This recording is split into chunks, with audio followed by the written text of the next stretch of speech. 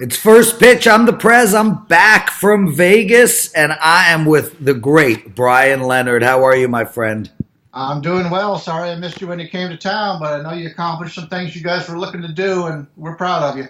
Well, it was a great trip, dude. We had meetings all day on Tuesday and Wednesday. I actually got a chance to play poker. I played the Venetian Deep Stack, and I want to say I took it down, but I came I'm second. sick of it.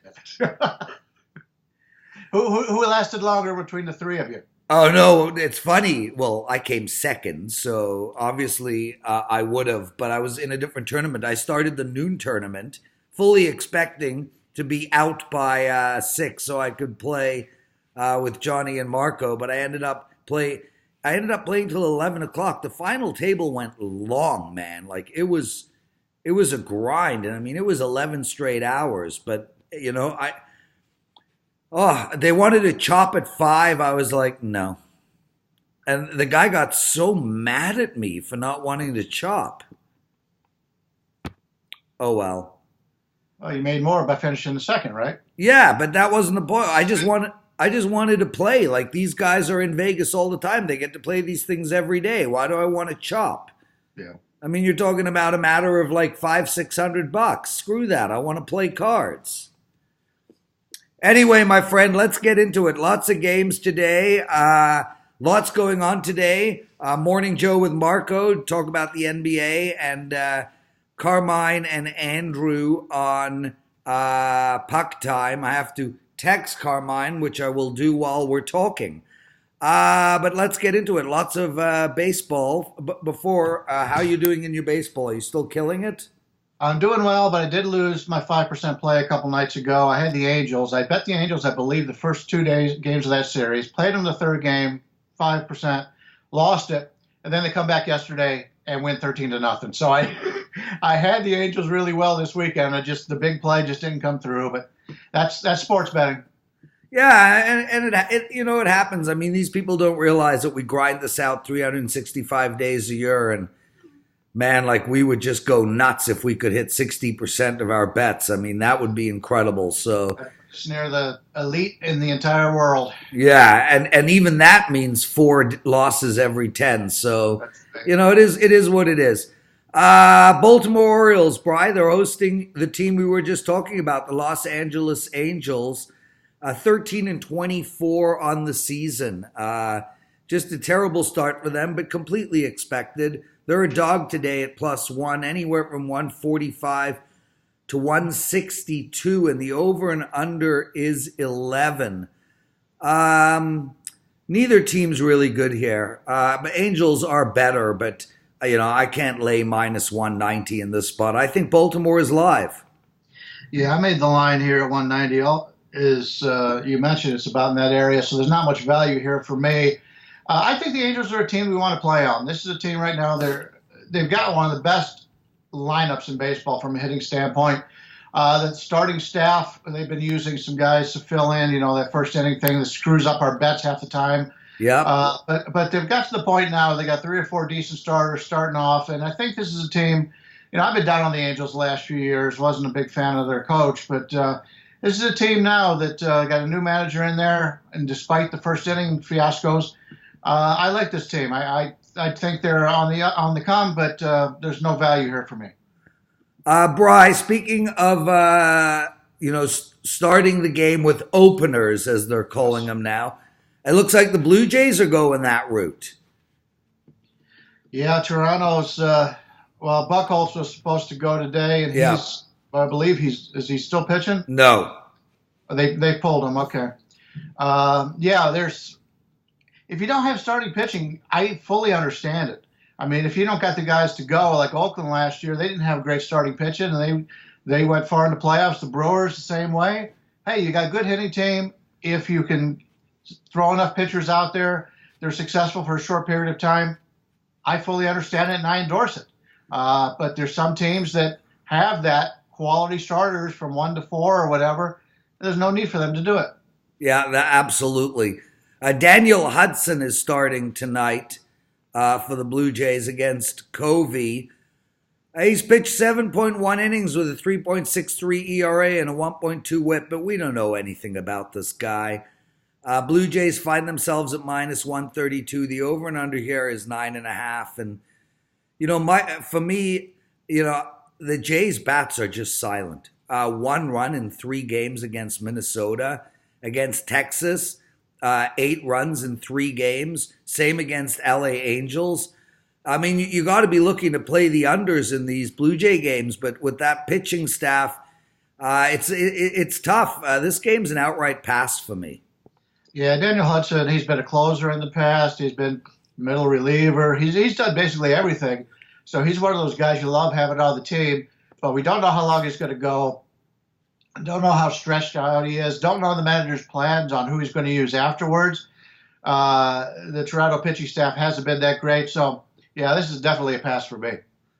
He's Bryan Leonard. I'm the Prez. You're watching First Pitch, part of the WagerTalk TV stable of videos. You can find us at WagerTalk TV on YouTube, as well as at WagerTalk and Sports Memo. And we should have some exciting announcements to make over the next few weeks, so stay tuned. Seattle has completely come down to earth. Monster start at the beginning of the year, and now they're a 500 team. 20-20. Playing a team that looks like they're in the opposite direction. Brian, we expected this. We just didn't know when it would happen.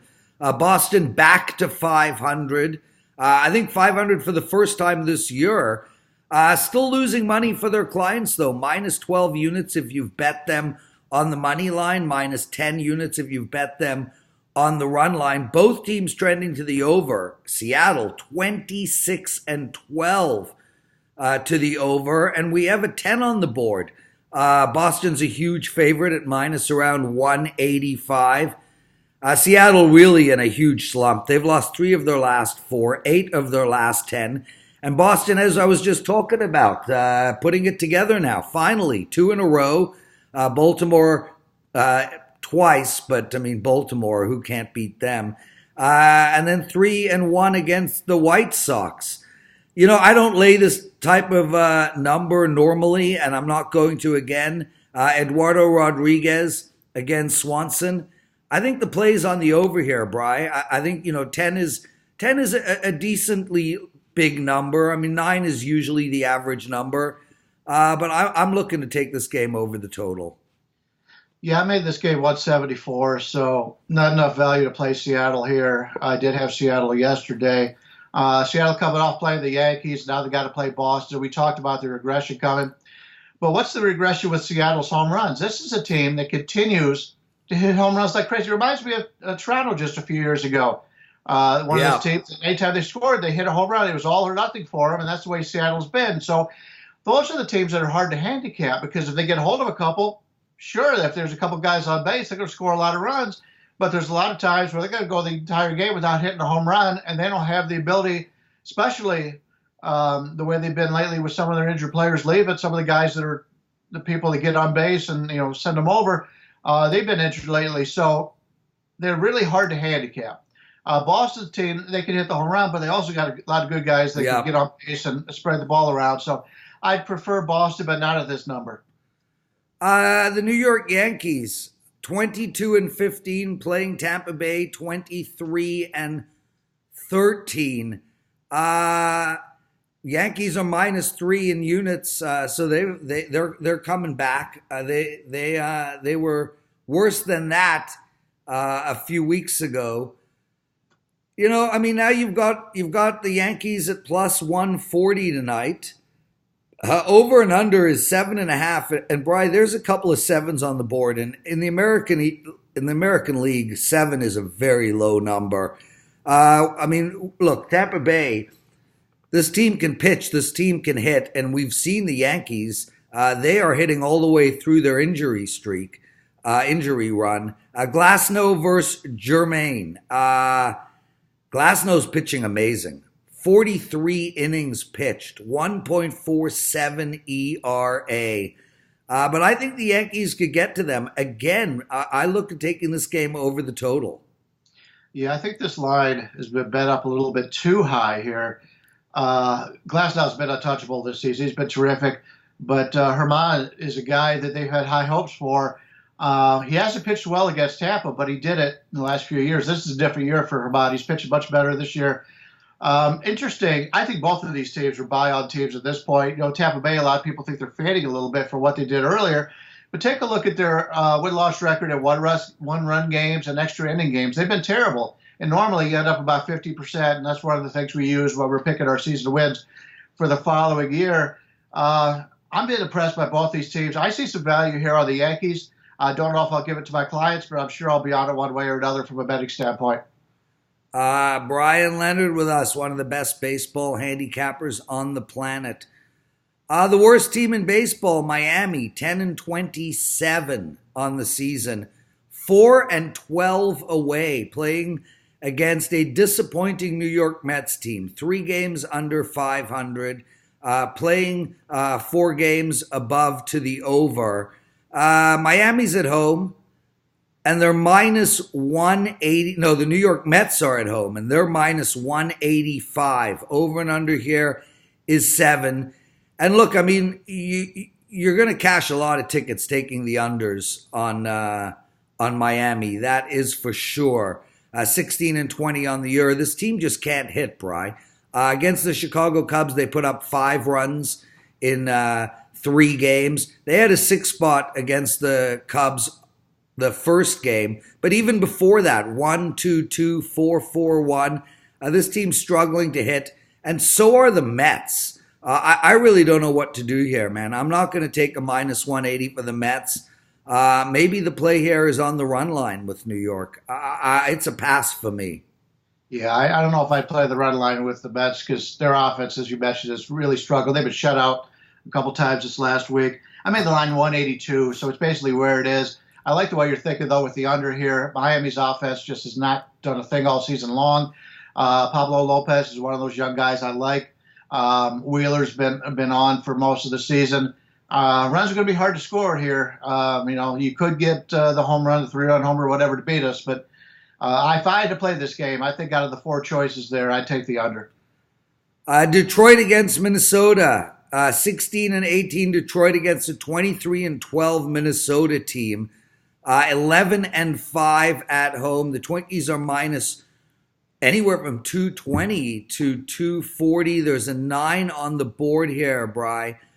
Detroit zigzagging. I mean, look at this. Going back to April 30th, win-loss, win-loss, win-loss, win-loss, and they lost 13-0 to the Angels. Under that theory, they're a live 190 dog. Just Minnesota's playing real good ball. They just swept Toronto. They hit unbelievably. They pitched phenomenally. It's Ross versus Odorizzi.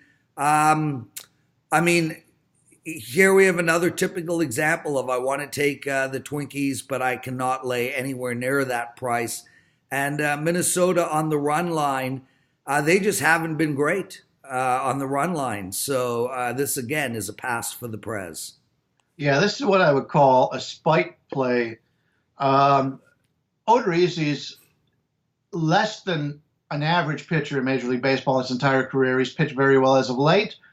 I haven't read anything where his pitch selection is different or he's done something different from a pitching standpoint this year. So I would see some progression there. I don't like Tyson Ross at this point. He's had an injury past, and when he's healthy, he's good, but he's rarely healthy. But the spike point, I think, on this is I made this much lower. I made this like a 162 here, and this number's just gotten out of hand. I mean, Minnesota right now, you can't argue they're playing great ball. They're playing with a lot of confidence, but is it an overconfidence at this point when they see divisional rival Detroit coming in here? I don't know if I'll take the 1.5 with Detroit, which I rarely do.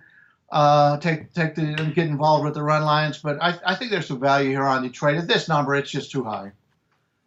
Texas versus Houston. Houston are 23-15 on the season. Brian, 23-15, and they are down money for their clients. Minus 1 unit, but it's still down money. Minus 3.5 units on the run line. Texas, 17-18, up 4.5 units of money for them. And now Texas finds himself at plus 220 with an 8.5 on the board. They've won 3 of their last 5 games. Nothing impressive. Houston's won their last 2 and 5 of their last 6. I can't take Houston here, Bry. I'm looking at the card and it's just so many massive favorites. If a gun's held to my head, brother, I would take the money. I would take the money, and I would hope Texas can hit that ball around the park. Yeah, I made this 266, so I don't see any value there. And it used to be when Houston was coming up and they'd gotten good the first couple of years, they dominated Texas. I mean, being an in-state, that was the big rivalry. And Texas was one of the leaders in this division for so long. But now Texas is starting to get a win every once in a while against Houston, which makes it. Well, they won 2 of their last 3. Yeah, but the line's where it should be, I think. So this is a game I'm just going to pass. Pittsburgh on the road in St. Louis. St. Louis 22-16 on the season, up 5 units. But Bry, this is the run line team of the league. They are up 12 units of money on the run line. Basically, if you've bet St. Louis on the run line the whole year, you are up real strong numbers. They're minus 150 tonight, 8.5 on the board. Pittsburgh, they lost their last 2, 17-4 against St. Louis, but they have won 5 of their last 8 games. And St. Louis is in a tailspin. They've lost 6 of their last 8. With that said, I like St. Louis here on the run line. Wainwright versus Williams. I made this 160, so I'm showing a little bit of value here on St. Louis. The 4 categories in which I look at, for the most part, starting pitching, relief pitching, defense, and offense. They all point to St. Louis in this contest. A little value here on St. Louis. Don't know if I'll get there. Talked about Trevor Williams in the past. A lot of the stats that a lot of people use is all the strikeouts walked, that kind of thing, strikeouts per inning. He's one of those guys that gets weak ground balls. They don't barrel up very well on him. So his numbers are usually a bit better than what most people would think. Slightly in St. Louis. Don't know if I'll get there. Yeah, but Brian, what about on the run line? I mean, it really feels like every time St. Louis does win a game, they are winning by more than 1. 10 games ago, they won 3-2 against Washington. So that one didn't cover the run line. But pretty much everywhere else, if they win by a lot. Well, the problem I have with the run line is you're paying double the juice as you would on a regular side bet. So, most places will charge $110 for the side, $120 for the run line. That's where you lose all your value. So it's got to be something really outstanding. If I could get a plus 1.5 with a dog and plus money on it, it's usually an automatic bet for me. Because it's rare that you see those kind of things, because a lot of people don't like the dog anyway because they're getting the plus money. And then you're getting the plus money also with the plus 1.5 runs. That's the only time I really look at it. You'll see a lot of novice bettors will play a big favorite on the run line, the minus 1.5, and then they'll lay with that. And that really hurts them because, 20% of the games in Major League Baseball end up at 1 run. So you really got to be careful about that. Philadelphia versus Kansas City. The Phillies are 21-15. The Royals 13-25 on the season. Kansas City a plus 120 dog at home. The over and under is 9. Phillies won their last 2. Kansas City's lost 3 of their last 4. Arrieta versus Bailey. This game's a pass for me. I actually like Philly here. I like the road favorite. Homer Bailey, if you take a look at his last 7 starts against Philadelphia, he's been really good. The only problem is most of those were back in 2014 and earlier. He played him once last year and actually pitched very well. But, Homer Bailey, I never liked to bet on a pitcher named Homer. Didn't like to bet on Bob Walk when he pitched for the Pittsburgh Pirates either. Guys named Walk and Homer are guys that I'm not interested in backing as a side note. What are you, biometrics guy now? Well, biometrics. No, the guy's name is Homer. He's a pitcher as opposed to Bob Walk. He's a pitcher. If the guy's name was Strikeout Daily, that guy. It's a guy I want to bet. Okay, well, we'll keep that in mind. We'll keep that in mind. Somebody name their kid strikeout, make him a pitcher. But from an offensive standpoint, Philadelphia 29% offensively. As I take a look at everything I look at, the only thing that Kansas City does better is defense. Philadelphia's a little better than they've been in the past. Kansas City really surprised me the way they played against Houston, but you got to take more than just a 3 or 4 game series into account. I think the line's pretty cheap around Philadelphia as a road favorite. San Diego 21-17 on the road, playing Colorado at 17-20. The line here is the home team, Colorado, at -172. The over and under is 10. And, for me, Bri, I mean, this is simply a case of I'm going to take the better team because, well, they have a lot of money on their side. San Diego at +150 seems like the bet to me. So you think on a neutral, just overall, San Diego's a better team than Colorado? I do. I feel like I think it'll be close. I think the records will be five wins or losses apart. But yeah, I think San Diego's a better team than Colorado, and I'm getting a lot of money. I mean, you can find them at +150. Yeah, I made it 170, so there's not much value here. When you take a look at the season wins, they were both in the same area. I bet Colorado under. So far, it's working well. But yeah, Lauer's the weakness of the San Diego starting pitching staff, which is a concern. Marquez I've got him much better than Lauer, and Marquez pitches very well at home. But we're all looking for value when we're looking at Major League Baseball. If that was the case, if we're just looking to pick who we think is the better team in that certain game, we'll be laying favorites all the time. So it's rare that you get two teams that are actually pretty equal and you're getting this number. Right. My number doesn't show it, but I can't argue with your reasoning on that.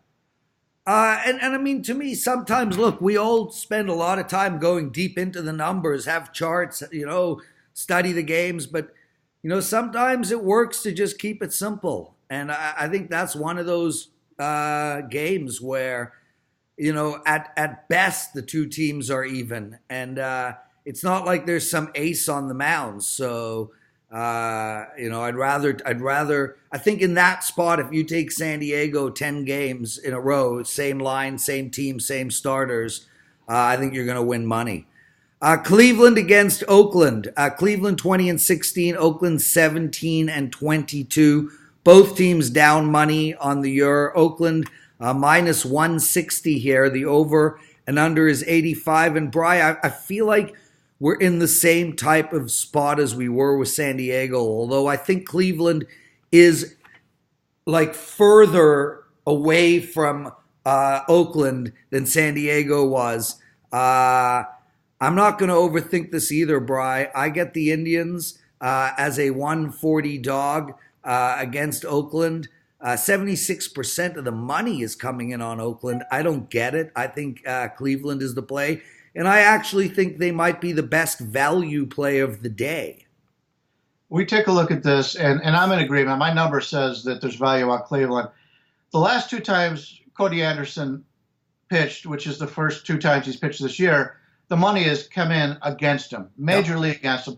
Cody Anderson's one of those guys that the Indians feel really strongly about. They really like him. They keep talking. When he gets healthy, he's going to be a major part of this rotation. I'm a Cleveland Indians fan. I've yet to see it. I don't know what they're looking at. It must be something in his numbers that aren't showing up in the actual games. I don't know if he gets stage fright once he gets out to pitch in the majors. But this is a guy who is not living up to his hype.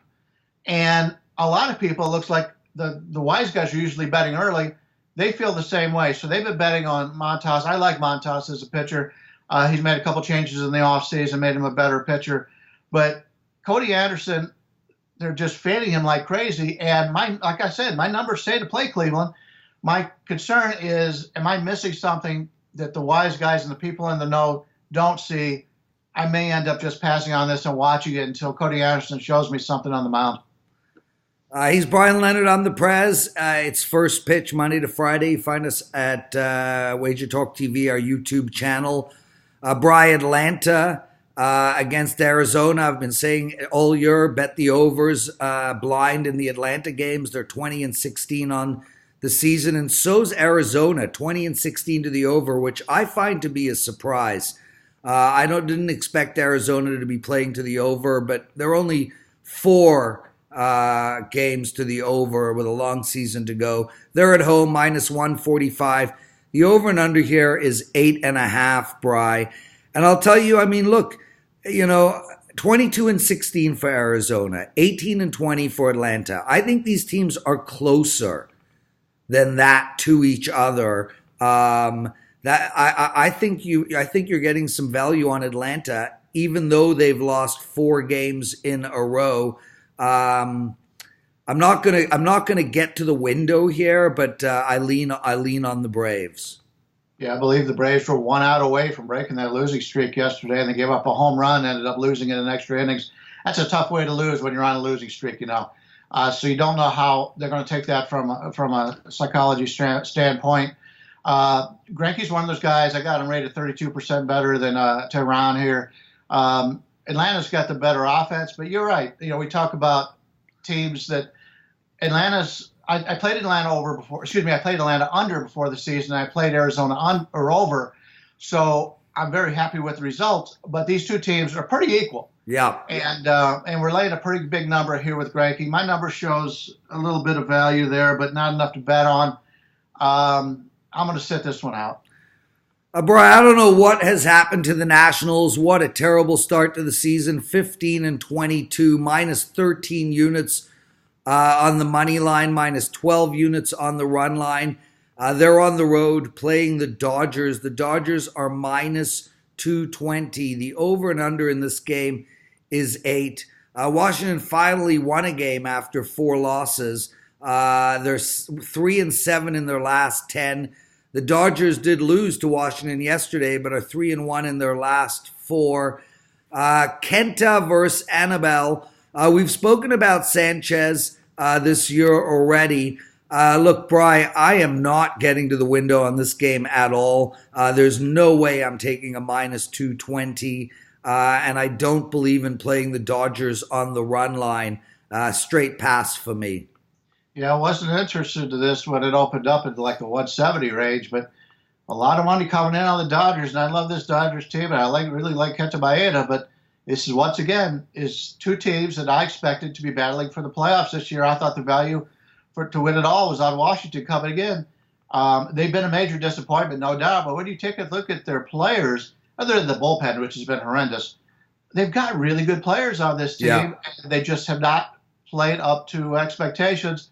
If you're a value player, which I am, it says to take Washington here with the big number, and I'll probably be there. I'll probably hold my nose and do it, but the same thing showed yesterday, and Washington wins that game yesterday. So you got to play value in baseball. You got to zig and you got to zag. Everybody's on one side of a game. You got to look the other way.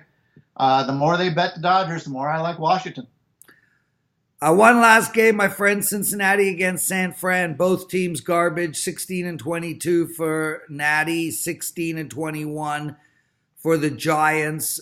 Both teams have lost money for their clients, but I'll tell you something. The Giants on the run line is absolute free money for the sports book. So don't go near that. The Giants are +120 at home. The over and under here is 7.5. I'll tell you flat out, I like the over in this game. You still think the Reds are garbage, huh? Well, right now they are. It's funny because their lineup is so strong, Brian. It's like I'm waiting for this batting lineup from the Reds to turn around. Yeah, I picked the Reds to win this division coming into the season at 20-1. Now we get a whole lot more because they've got every team to climb over, but this is a team I'm looking to play on. I think a lot of other people are feeling the same way as you are, that there's no value on playing Cincy.